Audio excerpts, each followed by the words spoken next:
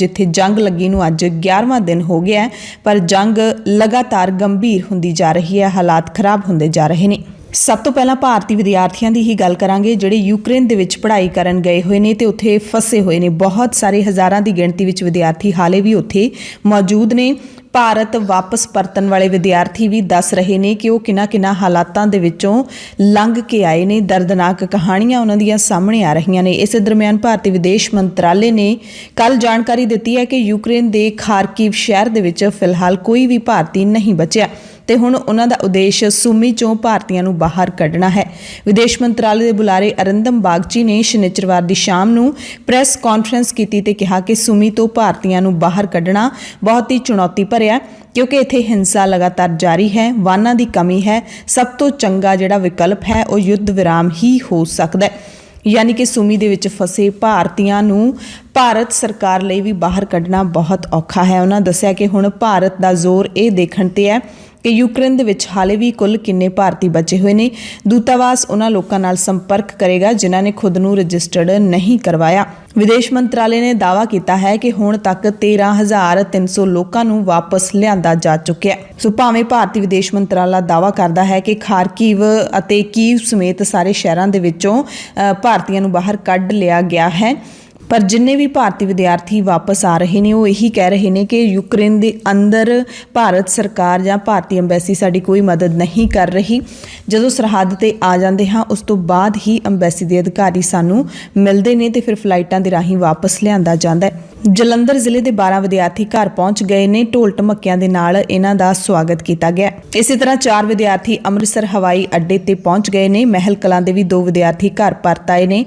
मानसा दे भिखी दी एक विद्यार्थण वापस आ गई है। इसने भी पक्षपात दे दोष लाए ने। अंशिका ने भी बाकी विद्यार्थियों के वांग ही यूनिवर्सिटी के बंकर विच रह के दिन कटी की ते भारतीय दूतावास ने उत्थे साडी कोई मदद नहीं की। यह कहा अंशिका ने। उन्होंने कहा कि असीं अपनी हिम्मत दे नाल ही कई घंटे पैदल चल के बिना कुछ खाद्या पीत्या रेलवे स्टेशन पहुंचे, फिर उतों पोलैंड चों हुंदे होए भारत पहुंचे। माछीवाड़े का जगवीर सिंह भी यूक्रेन तो घर परत आया है ते भारतीय दूतावास की थां यूनिवर्सिटी प्रबंधकां ते स्थानक लोकां ने साडी मदद की है। जगवीर सिंह ने भी यही जानकारी दी है। जगवीर डैनिप्रो शहर दे विच सी। उत्थे मौजूद वड्डी गिणती विच विद्यार्थियों ने मदद दे लई भारतीय दूतावास नाल संपर्क किया, पर दूतावास के अधिकारियों ने साडी कोई सार नहीं लई। ये दस्सिया जगवीर ने यह भी उत्थे जिहड़े बाकी बचे विद्यार्थी ने उन्होंने कहा कि पोलैंड की थां हंगरी राही ये सारे विद्यार्थी वापस आउण, क्योंकि पोलैंड सरहद ते डोंकी वाले भी देश के अंदर दाखल होण लग पए ने। इस करके उत्थे अधिकारियों ने भारतीय विद्यार्थियों वास्ते भी सख्ती कर दी है। तो इस गल का सबूत दिंदी है ये खबर कि पोलैंड की सरहद ते 300 के करीब विद्यार्थी 3 दिनों तो जहाज़ की उड़ीक कर रहे हैं। इन्हां विद्यार्थियों ने भी भारतीय अधिकारियों ते सुनवाई ना करन दे दोष लाए ने। नौजवानों ने दस्सिया कि 3 मार्च को यूक्रेन दे विचों निकल आए सी। उदों तो ही पोलैंड के होटल दे विच बैठे ने। उन्हां तो बाद जहाज़ विच आउण वाले विद्यार्थियों नूं तां जहाज़ चढ़ा दिता है, पर इन्हां नूं होटल विचों बाहर ही नहीं निकलन दिता जा रहा। ग्रुप दे विच 3 लड़कियां भी सन, पर इन्हां 3 लड़कियां नूं वख कर दिता गया। फरीदकोट के 3 विद्यार्थी 72 घंटिया तो पोलैंड की सरहद उत्ते ही खड़े ने, जिन्हां दे विच एक खुशविंदर कौर भी शामिल है।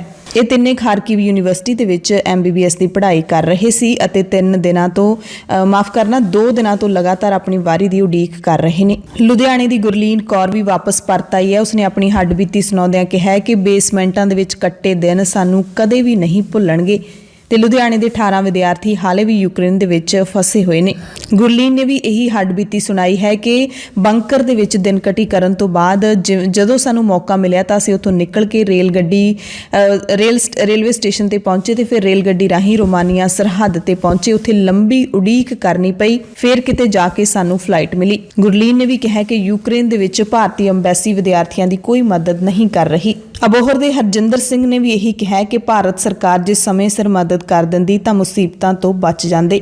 सो विद्यार्थी अपनी हकीकत इत्थे आके दस रहे ने, पर जदों ये विद्यार्थी जहाज़ चढ़ के जिहड़े कि यूक्रेन दे विच नहीं यूक्रेन दे नाल लगदे मुल्कां दीयां सरहदां ते इन्हां नूं मिलदे ने अते सरहदां ते भी बड़ा परेशान होना पै रहा है विद्यार्थियों नूं। जिवें किवें करके बॉर्डरां ते पहुंचदे ने ते फिर बॉर्डरां ते ये विद्यार्थी दसदे ने कि जिहड़े फौजी तैनात ने दोवां मुल्कां दे फौजी तैनात हुंदे ने तां ओह पहलां यूक्रेन दे लोकां नूं लंघाउंदे ने ते फिर लंबी उड़ीक करन तो बाद भारतीय विद्यार्थियों नूं सरहद पार करवाई जांदी है।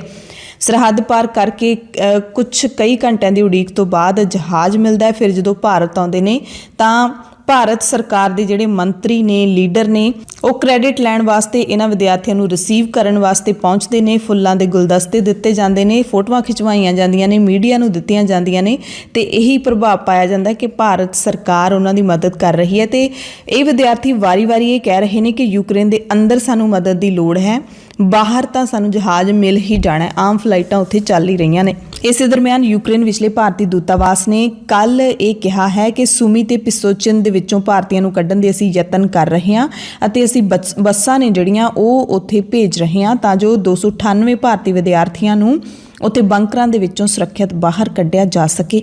ਤੇ ਭਾਰਤ ਸਰਕਾਰ ਨੇ ਯੂਕਰੇਨ ਤੇ ਰੂਸ ਦੀਆਂ ਸਰਕਾਰਾਂ ਨੂੰ ਅਪੀਲ ਵੀ ਕੀਤੀ ਹੈ ਕਿ ਸੁਮੀ ਤੋਂ ਸੁਰੱਖਿਅਤ ਲਾਂਘਾ ਦਿੱਤਾ ਜਾਵੇ ਤਾਂ ਕਿ ਵਿਦਿਆਰਥੀ ਟਕਰਾਅ ਵਾਲੇ ਇਲਾਕੇ ਵਿੱਚੋਂ ਬਾਹਰ ਨਿਕਲ ਸਕਣ, ਆਪਣੇ ਘਰਾਂ 'ਚ ਪਹੁੰਚ ਸਕਣ। ਵਿਦਿਆਰਥੀ ਜਿਹੜੇ ਵਾਪਸ ਮੁੜ ਰਹੇ ਨੇ ਉਹਨਾਂ ਨੂੰ ਸਭ ਤੋਂ ਵੱਧ ਇਸੇ ਗੱਲ ਦੀ ਚਿੰਤਾ ਹੈ ਕਿ ਉਹਨਾਂ ਦੀ ਪੜ੍ਹਾਈ ਦਾ ਕੀ ਬਣੂਗਾ, ਡਿਗਰੀ ਦਾ ਕੀ ਬਣੂਗਾ। MBBS ਦੀ ਡਿਗਰੀ ਜਿਹੜੀ ਲੱਖਾਂ ਰੁਪਏ ਲਾ ਕੇ ਉਹ ਕਰਨ ਗਏ ਸੀ ਤਾਂ ਹੁਣ ਇੰਟਰਨਸ਼ਿਪ ਪੂਰੀ ਕਰ ਸਕਦੇ ਨੇ ਯੂਕਰੇਨ ਤੋਂ ਪਰਤੇ ਵਿਦਿਆਰਥੀ, ਕਿਉਂਕਿ ਕੌਮੀ ਮੈਡੀਕਲ ਕਮਿਸ਼ਨ ਨੇ ਇੱਕ ਰਾਹਤ ਭਰਿਆ ਐਲਾਨ ਕੀਤਾ ਹੈ। ਅੱਗੇ ਵਿਸਥਾਰ ਦੇ ਵਿੱਚ ਤੁਹਾਨੂੰ ਦੱਸਦੇ ਹਾਂ। ਰੂਸ ਤੇ ਯੂਕਰੇਨ ਦੇ ਵਿੱਚ ਜਿਵੇਂ-ਜਿਵੇਂ ਜੰਗ ਦੇ ਹਾਲਾਤ ਖਰਾਬ ਹੁੰਦੇ ਜਾ ਰਹੇ ਨੇ, ਭਾਰਤ ਸਮੇਤ ਹੋਰ ਦੇਸ਼ਾਂ ਦੇ ਵਿੱਚ ਮਹਿੰਗਾਈ ਵੱਧਦੀ ਜਾ ਰਹੀ ਹੈ। ਰੂਸ ਤੋਂ ਆਉਂਦੇ ਕੋਲੇ ਦੀ ਸਪਲਾਈ ਪ੍ਰਭਾਵਿਤ ਹੋ ਗਈ ਹੈ ਤੇ ਪੰਜਾਬ ਦੇ ਵਿੱਚ ਕੋਲੇ ਦੀਆਂ ਕੀਮਤਾਂ ਦੇ ਵਿੱਚ ਵੱਡਾ ਵਾਧਾ ਹੋਇਆ ਹੈ ਤੇ ਕੋਲੇ ਦਾ ਭਾਅ ਵਧਣ ਦੇ ਨਾਲ ਲੋਹਾ, ਸਰੀਆ, ਇੱਟਾਂ ਤੇ ਸੀਮੈਂਟ ਇਹਨਾਂ ਕੀਮਤਾਂ ਦੇ ਵਿੱਚ ਵੀ ਵਾਧਾ ਹੋਇਆ ਹੈ। ਜੰਗ ਦੇ ਕਾਰਨ ਪਹਿਲਾਂ ਹੀ ਖਾਣ ਪੀਣ ਲਈ ਵਰਤੇ ਜਾਂਦੇ ਤੇਲ, ਘਿਓ, ਆਟਾ ਤੇ ਵੱਖ-ਵੱਖ ਤਰ੍ਹਾਂ ਦੇ ਸਾਬਣਾਂ ਦੀ ਕੀਮਤ ਵੀ ਵੱਧ ਚੁੱਕੀ ਹੈ। ਇੱਕ ਹਫ਼ਤਾ ਪਹਿਲਾਂ 1 ਮੀਟ੍ਰਿਕ ਟਨ ਕੋਲੇ ਦੀ ਕੀਮਤ ਹੈ ਜਿਹੜੀ 18,200 ਰੁਪਏ ਸੀ, ਜੋ ਹੁਣ ਵੱਧ ਕੇ 28,000 ਰੁਪਏ ਹੋ ਗਈ ਹੈ। ਸਰੀਏ ਦਾ ਭਾਅ 63 ਰੁਪਏ ਤੋਂ ਵੱਧ ਕੇ 74 ਰੁਪਏ ਪ੍ਰਤੀ ਕਿਲੋ ਹੋ ਗਿਆ ਹੈ। ਇੱਟਾਂ ਦਾ ਭਾਅ 6,000 ਤੋਂ ਵੱਧ ਕੇ 7,000 ਰੁਪਏ ਪ੍ਰਤੀ 1000 ਇੱਟ ਹੋ ਗਿਆ। ਸੀਮੈਂਟ ਦਾ ਭਾਅ 380 ਰੁਪਏ ਤੋਂ 400 ਰੁਪਏ ਪ੍ਰਤੀ ਬੋਰੀ ਇੱਕ ਹਫ਼ਤੇ ਵਿੱਚ ਹੀ ਵੱਧ ਗਿਆ। ਦੁਨੀਆ ਭਰ ਦੇ ਕੋਲਾ ਉਤਪਾਦਨ ਕਰਨ ਵਾਲੇ ਮੁਲਕਾਂ ਦੇ ਵਿੱਚ ਭਾਰਤ ਤੀਜੇ ਥਾਂ ਤੇ ਹੈ, ਪਰ ਇਸ ਵੇਲੇ ਦੇਸ਼ 'ਚੋਂ ਘਰੇਲੂ ਖਪਤ ਦੇ ਲਈ ਕੋਲਾ ਨਹੀਂ ਮਿਲ ਰਿਹਾ। ਇਸ ਦੌਰਾਨ ਪੈਟਰੋਲੀਅਮ ਪਦਾਰਥਾਂ ਦੇ ਵਪਾਰੀਆਂ ਦੇ ਦੱਸਣ ਦੇ ਮੁਤਾਬਿਕ ਯੁੱਧ ਦਾ ਪ੍ਰਭਾਵ ਪੈਟਰੋਲੀਅਮ ਵਸਤਾਂ ਦੀਆਂ ਕੀਮਤਾਂ ਤੇ ਵੀ ਪੈਣ ਦੀ ਸੰਭਾਵਨਾ ਹੈ। ਇਸੇ ਦਰਮਿਆਨ ਰਾਹੁਲ ਗਾਂਧੀ ਦਾ ਟਵੀਟ ਵੀ ਆਉਂਦਾ ਹੈ, ਜਿਹੜੇ ਕਹਿੰਦੇ ਨੇ ਕਿ ਫਟਾਫਟ ਆਪਣੀਆਂ ਟੈਂਕੀਆਂ ਫੁੱਲ ਕਰਵਾ ਲਓ, ਆਪਣੇ ਵਾਹਨਾਂ ਦੀਆਂ ਟੈਂਕੀਆਂ, ਕਿਉਂਕਿ ਚੋਣ ਆਫਰ ਖਤਮ ਹੋ ਰਿਹਾ ਹੈ। ਮੋਦੀ ਜੀ ਦਾ ਚੋਣ ਆਫਰ ਜਿਵੇਂ ਹੀ ਖਤਮ ਹੋ ਜਾਊਗਾ 10 ਮਾਰਚ ਤੋਂ ਬਾਅਦ ਪੈਟਰੋਲ, ਡੀਜ਼ਲ ਸਮੇਤ ਹੋਰ ਵਸਤੂਆਂ ਦੇ ਭਾਅ 'ਚ ਵੱਡਾ ਵਾਧਾ ਹੋਏਗਾ ਤੇ ਐਤਕੀ 10 ਰੁਪਏ ਦਾ ਵਾਧਾ ਹੋਣ ਦੀਆਂ ਜਿਹੜੀਆਂ ਚਰਚਾਵਾਂ ਨੇ ਉਹ ਚੱਲ ਰਹੀਆਂ ਨੇ। ਇਸ ਦਰਮਿਆਨ UN ਫੂਡ ਏਜੰਸੀ ਨੇ ਵੀ ਜਾਣਕਾਰੀ ਦਿੱਤੀ ਹੈ ਕਿ ਦੁਨੀਆ ਭਰ ਦੇ ਵਿੱਚ ਖਾਣ ਵਾਲੀਆਂ ਚੀਜ਼ਾਂ ਦੇ ਭਾਅ ਦੇ ਵਿੱਚ ਰਿਕਾਰਡ ਵਾਧਾ ਦਰਜ ਕੀਤਾ ਗਿਆ ਹੈ। ਦੁੱਧ ਵਾਲੇ ਉਤਪਾਦ ਅਤੇ ਸਬਜ਼ੀਆਂ ਤੋਂ ਬਣਨ ਵਾਲੇ ਤੇਲਾਂ ਦੇ ਵਿੱਚ ਵੱਡਾ ਵਾਧਾ ਦਰਜ ਕੀਤਾ ਗਿਆ ਹੈ। 20% ਤੋਂ ਵੀ ਵੱਧ ਵਾਧੇ ਦੀ ਜਾਣਕਾਰੀ ਦਿੱਤੀ ਹੈ। ਤੇ ਜੰਗ ਵਾਲੇ ਦੋਵੇਂ ਮੁਲਕ ਕੀ ਕੁਝ ਕਾਰਵਾਈਆਂ ਕਰ ਰਹੇ ਨੇ ਉਹ ਤੁਹਾਨੂੰ ਦੱਸ ਦਿੰਦੇ ਹਾਂ। ਤਾਜ਼ਾ ਅਪਡੇਟਸ ਕੀ ਨੇ? ਰੂਸ ਦੇ ਰਾਸ਼ਟਰਪਤੀ ਵਲਾਦੀਮੀਰ ਪੁਤਿਨ ਨੇ ਦੁਨੀਆ ਭਰ ਨੂੰ ਚੇਤਾਵਨੀ ਦਿੱਤੀ ਹੈ ਕਿ ਜੇ ਕਿਸੇ ਨੇ ਵੀ ਯੂਕਰੇਨ ਨੂੰ ਨੋ ਫਲਾਈ ਜ਼ੋਨ ਐਲਾਨਿਆ ਤਾਂ ਉਸ ਮੁਲਕ ਨੂੰ ਯੁੱਧ ਦੇ ਵਿੱਚ ਸ਼ਾਮਿਲ ਮੰਨਿਆ ਜਾਵੇਗਾ। ਪੁਤਿਨ ਨੇ ਸਰਕਾਰੀ ਜਹਾਜ਼ ਕੰਪਨੀ ਏਰੋਫਲੋਟ ਦੇ ਫਲਾਈਟ ਅਟੈਂਡੈਂਟ ਦੇ ਨਾਲ ਬੈਠਕ ਦੇ ਦੌਰਾਨ ਕਿਹਾ ਕਿ ਕੋਈ ਵੀ ਮੁਲਕ ਜੇ ਯੂਕਰੇਨ ਦੇ ਬਾਰੇ ਅਜਿਹਾ ਐਲਾਨ ਕਰਦਾ ਹੈ ਤਾਂ ਅਸੀਂ ਉਸ ਨੂੰ ਯੁੱਧ ਵਿੱਚ ਸ਼ਾਮਿਲ ਮੰਨਾਂਗੇ, ਆਪਣਾ ਦੁਸ਼ਮਣ ਮੰਨਾਂਗੇ ਤੇ ਉਹਦੇ ਨਾਲ ਯੁੱਧ ਕਰਾਂਗੇ। ਹਾਲਾਂਕਿ ਯੂਕਰੇਨ ਦੇ ਰਾਸ਼ਟਰਪਤੀ ਵੋਲੋਦੀਮੀਰ ਜ਼ੈਲੈਂਸਕੀ ਦੀ ਨਾਟੋ ਨੂੰ ਕੀਤੀ ਅਪੀਲ ਤੇ ਨਾਟੋ ਪਹਿਲਾਂ ਹੀ ਇਨਕਾਰ ਕਰ ਚੁੱਕਿਆ ਕਿ ਅਸੀਂ ਨੋ ਫਲਾਈ ਜ਼ੋਨ ਨਹੀਂ ਐਲਾਨ ਸਕਦੇ, ਨਹੀਂ ਤਾਂ ਸਾਰੇ ਜਿਹੜੇ ਯੂਰਪੀ ਮੁਲਕ ਨੇ ਉਹਨਾਂ ਦੇ ਨਾਲ ਰੂਸ ਯੁੱਧ ਛੇੜ ਦੇਵੇਗਾ। ਇਸ ਤੇ ਯੂਕਰੇਨ ਨੇ ਇਹ ਵੀ ਕਿਹਾ ਹੈ ਕਿ ਨਾਟੋ ਆਪਣੇ ਆਪ ਦੇ ਵਿੱਚ ਫੜਾ ਮਾਰਦਾ ਜੋ ਉਸਨੇ ਰੂਸ ਦੇ ਮੂਹਰੇ ਗੋਡੇ ਟੇਕ ਦਿੱਤੇ ਨੇ। ਉਧਰ ਸੰਯੁਕਤ ਰਾਸ਼ਟਰ ਸ਼ਰਨਾਰਥੀ ਏਜੰਸੀ UNHCR ਨੇ ਦੱਸਿਆ ਕਿ ਯੂਕਰੇਨ ਦੇ ਵਿੱਚ ਜੰਗ ਤੋਂ ਬਾਅਦ ਭੱਜਣ ਵਾਲੇ ਸ਼ਰਨਾਰਥੀਆਂ ਦੀ ਗਿਣਤੀ ਜਲਦੀ ਹੀ 15 ਲੱਖ ਨੂੰ ਟੱਪ ਸਕਦੀ ਹੈ। ਹੁਣ ਤੱਕ 13 ਲੱਖ ਲੋਕ ਆਪਣਾ ਘਰ ਛੱਡ ਕੇ ਭੱਜ ਚੁੱਕੇ ਨੇ। ਇਸੇ ਦਰਮਿਆਨ ਪੋਲੈਂਡ ਦਾ ਵੀ ਬਿਆਨ ਆਇਆ ਹੈ ਕਿ ਉਹਨਾਂ ਨੇ ਹੁਣ ਤੱਕ ਅੱਧੇ ਸ਼ਰਨਾਰਥੀਆਂ ਨੂੰ ਆਪਣੇ ਦੇਸ਼ ਦੇ ਵਿੱਚ ਕਬੂਲ ਕੀਤਾ ਹੈ। ਹੰਗਰੀ ਅਤੇ ਰੋਮਾਨੀਆ ਦੇ ਵਿੱਚ ਵੀ ਕਾਫੀ ਸ਼ਰਨਾਰਥੀਆਂ ਨੇ ਸ਼ਰਨ ਲਈ ਹੈ। ਇਸ ਦਰਮਿਆਨ ਰੂਸ ਨੇ ਬਰਤਾਨੀਆ ਤੇ ਨਿਸ਼ਾਨਾ ਲਾਇਆ ਹੈ। ਰੂਸ ਦੇ ਵਿਦੇਸ਼ ਮੰਤਰਾਲੇ ਦੀ ਬੁਲਾਰਾ ਮਾਰੀਆ ਜ਼ਖਾਰੋਵਾ ਨੇ ਕਿਹਾ ਕਿ ਯੂਕਰੇਨ ਨੂੰ ਬਰਤਾਨੀਆ ਵੱਲੋਂ ਦਿੱਤੀ ਮਦਦ ਅਸੀਂ ਬਿਲਕੁਲ ਨਹੀਂ ਭੁੱਲਾਂਗੇ। ਰੂਸੀ ਮੀਡੀਆ ਦੇ ਮੁਤਾਬਿਕ ਬਰਤਾਨੀਆ ਦੀ ਇਸ ਮਦਦ ਨੂੰ ਯੂਕਰੇਨ ਦੀ ਅੰਤਰਰਾਸ਼ਟਰਵਾਦੀ ਤਾਕਤਾਂ ਦੱਸਿਆ ਹੈ। ਕੱਲ ਰੂਸ ਤੇ ਯੂਕਰੇਨ ਦੋਵੇਂ ਮੁਲਕਾਂ ਦੇ ਵਿਚਾਲੇ ਯੂਕਰੇਨ ਦੇ 2 ਸ਼ਹਿਰਾਂ ਦੇ ਵਿੱਚ ਜੰਗਬੰਦੀ ਦੀ ਸਹਿਮਤੀ ਬਣੀ, ਪਰ ਬਾਅਦ ਵਿੱਚ ਦੋਵੇਂ ਮੁਲਕਾਂ ਨੇ ਇੱਕ ਦੂਸਰੇ ਤੇ ਜੰਗਬੰਦੀ ਦੀ ਉਲੰਘਣਾ ਦੇ ਦੋਸ਼ ਲਾਏ। ਜ਼ੈਲੈਂਸਕੀ ਕਹਿ ਰਹੇ ਨੇ ਕਿ ਯੂਕਰੇਨ ਹਾਰਿਆ ਤਾਂ ਨਾਲ ਯੂਰਪ ਵੀ ਹਾਰੇਗਾ। ਦਰਅਸਲ ਨਾਟੋ ਦੇ ਵੱਲੋਂ ਜੋ ਜਵਾਬ ਦਿੱਤਾ ਗਿਆ ਹੈ ਨੋ ਫਲਾਈ ਜ਼ੋਨ ਨਾ ਐਲਾਨਣ ਦਾ, ਉਸ ਤੋਂ ਬਾਅਦ ਜ਼ੈਲੈਂਸਕੀ ਕਾਫੀ ਗੁੱਸੇ ਦੇ ਵਿੱਚ ਨੇ। ਯੂਕਰੇਨ ਦੀ ਸਰਕਾਰ ਨੇ 10,000 ਰੂਸੀ ਫੌਜੀ ਮਾਰਨ ਦਾ ਵੀ ਦਾਅਵਾ ਕੀਤਾ ਹੈ। ਯੂਕਰੇਨ ਨੇ ਕਿਹਾ ਕਿ ਜੰਗ ਲੱਗਣ ਤੋਂ ਬਾਅਦ ਹੁਣ ਤੱਕ 10,000 ਰੂਸੀ ਫੌਜੀਆਂ ਨੂੰ ਮਾਰ ਮੁਕਾਇਆ ਹੈ। ਸਾਡੀਆਂ ਫੌਜਾਂ ਨੇ ਰੂਸ ਦੇ 269 ਟੈਂਕ, 945 ਬਖਤਰਬੰਦ ਵਾਹਨ, 105 artillery system, 50 MLRs, 19 air defence, 39 ਜਹਾਜ਼ ਤੇ 40 ਹੈਲੀਕਾਪਟਰ ਵੀ ਤਬਾਹ ਕਰ ਦਿੱਤੇ ਨੇ।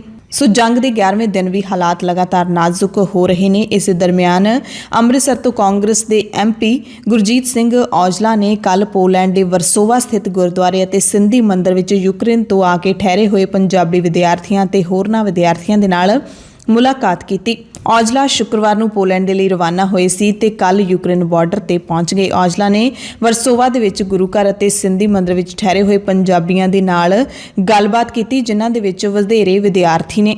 ਔਜਲਾ ਨੇ ਦੱਸਿਆ ਕਿ ਇੱਥੇ ਧਾਰਮਿਕ ਸਥਾਨਾਂ ਤੇ ਖਾਸ ਕਰਕੇ ਗੁਰੂ ਘਰ ਦੇ ਵਿੱਚ ਇਹਨਾਂ ਵਿਦਿਆਰਥੀਆਂ ਨੂੰ ਲੰਗਰ ਮੁਹੱਈਆ ਕਰਵਾਇਆ ਜਾ ਰਿਹਾ ਹੈ, ਨਿਵਾਸ ਦਿੱਤਾ ਗਿਆ ਹੈ ਤੇ ਉੱਥੇ ਫਸੇ ਭਾਰਤੀਆਂ ਨੂੰ ਸੁਰੱਖਿਅਤ ਕੱਢਣ ਲਈ ਹੁਣ ਟਰਾਂਸਪੋਰਟ ਦੀ ਲੋੜ ਹੈ। MP ਔਜਲਾ ਨੂੰ ਇੱਕ ਵਿਦਿਆਰਥੀ ਨੇ ਦੱਸਿਆ ਕਿ ਲੁਕ ਛਿਪ ਕੇ ਰਹਿੰਦਿਆਂ ਉਸਨੇ 3 ਦਿਨ ਬਿਨਾਂ ਪਾਣੀ ਪੀਤਿਆਂ ਕੱਢੇ। ਖਾਣਾ ਤਾਂ ਦੂਰ, ਪੀਣ ਦਾ ਪਾਣੀ ਵੀ ਉੱਥੇ ਨਹੀਂ ਮਿਲ ਰਿਹਾ ਸੀ। ਕੁਝ ਵਿਦਿਆਰਥੀਆਂ ਨੇ ਇਹ ਵੀ ਜਾਣਕਾਰੀ ਦਿੱਤੀ ਹੈ ਜਿਹੜੇ ਪਰਤ ਰਹੇ ਨੇ ਵਾਪਸ, ਕਿ ਉਹਨਾਂ ਨੇ ਜਦੋਂ ਪਾਣੀ ਵੀ ਮੁੱਕ ਗਿਆ ਸੀ ਤਾਂ ਬਰਫ਼ ਪਿਘਲਾ ਕੇ ਵੀ ਪੀਤੀ। ਸੋ ਕਾਂਗਰਸ MP ਨੇ ਭਾਰਤ ਸਰਕਾਰ ਨੂੰ ਅਪੀਲ ਕੀਤੀ ਹੈ ਕਿ ਇਹਨਾਂ ਵਿਦਿਆਰਥੀਆਂ ਨੂੰ ਜਲਦ ਬਾਹਰ ਕੱਢਿਆ ਜਾਵੇ।